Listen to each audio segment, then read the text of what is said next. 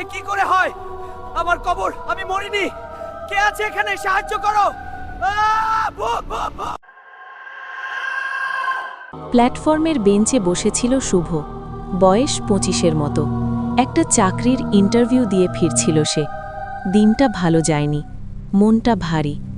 শেষ ট্রেনটা ছিল রাত 12:30-এ। ট্রেন মিস করলে স্টেশনেই রাত কাটাতে হবে। ঠিক তখনই দূর থেকে ভেসে এলো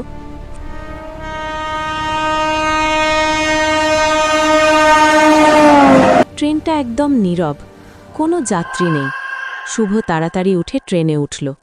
ট্রেনের ভেতরে ঢুকেই শুভ থমকে গেল। পুরো ট্রেন ফাঁকা, শুধু একটা কামরায় কয়েকজন মানুষ বসে আছে। সবাই চুপচাপ, কারো মুখে কোনো কথা নেই। তাদের চোখ ঘুমন্ত নয়, ফাঁকা। শুভ একটু ইতস্তত করে সেই কামরাতেই বসে পড়ল।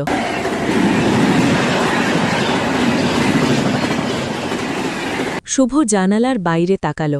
শহরের আলো নেই, স্টেশন নেই, শুধু অন্ধকার। ঘড়ি দেখল, রাত 1টা। এতক্ষণে ট্রেন থামার কথা, কিন্তু ট্রেন থামছে না।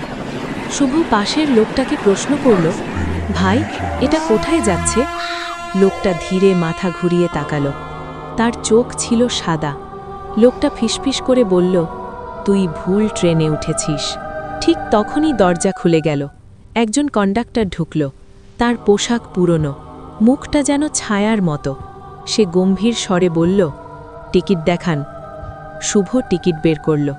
কন্ডাক্টর সেটা দেখে থেমে গেল। তারপর বলল, তোর নাম এই লিস্টে নেই। শুভ কাঁপতে কাঁপতে বলল, কোন লিস্ট? কন্ডাক্টর ব্যাগ খুলল।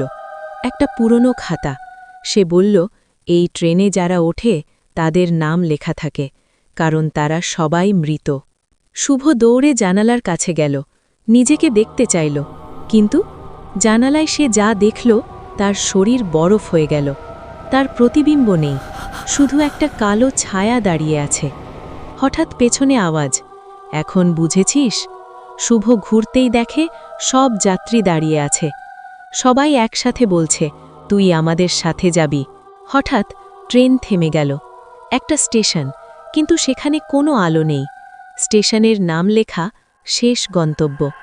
সব যাত্রী নামতে লাগল। শুভ কাঁপতে কাঁপতে নামল। সামনে তাকিয়ে কোন দেখল জায়গা? শেষ গন্তব্য? অসংখ্য কবর, আর একদম সামনে একটা নতুন কবর। না, এ কি করে হয়? আমার কবর, আমি মরিনি।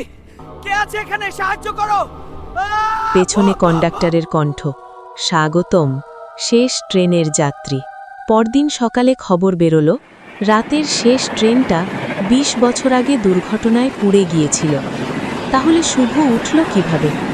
আর আজ রাতেও শেষ ট্রেন আসবে, আর কেউ না কেউ ভুল করে উঠবে।